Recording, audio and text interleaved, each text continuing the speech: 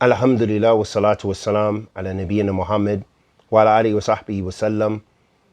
Amma ba'da, habati fillah. Assalamu alaikum wa rahmatullahi wa barakatuh. Habati fillah. A question was asked.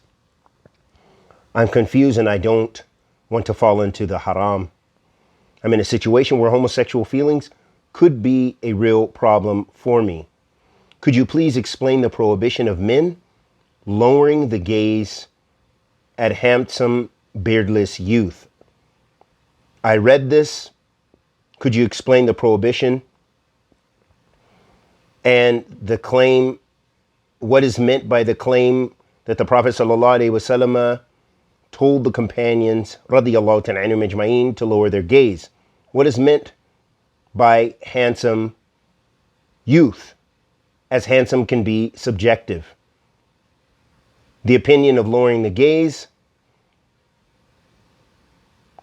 was apparently held by some great scholars. Ahabati fillah, this is a very important question that hopefully we can give some insight into the answer. First and foremost, ahabati fillah, this is not a video discussing the impermissibility of homosexuality and why Islam finds it as a sinful practice, but rather we're going to try to address specifically the question at hand. So first and foremost, as was mentioned by the questioner, that beauty and what is handsome is subjective.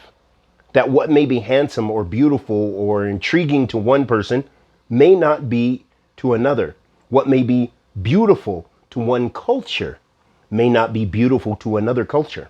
So those are la shak, things which have an impact on this. But getting to the crux of the issue is that we have to know that while things may be subjective, then that shows its application. What do I mean by that? What I mean is, whatever you find that can lead you to the haram, then you cut the path off by not looking at it. So for example, if for whatever reason or some strange inclination or the shaitan whispers and you see children playing, and this is some, they're handsome children or beautiful children or what have you, and the shaitan whispers to you in a negative and vile way, then you need to lower your gaze in that scenario.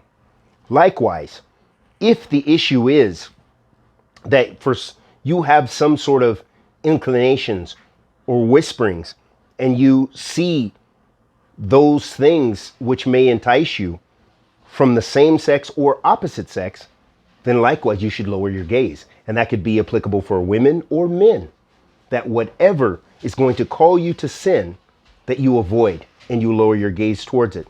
And this goes to one of the qawaid, and there's so many principles applicable here.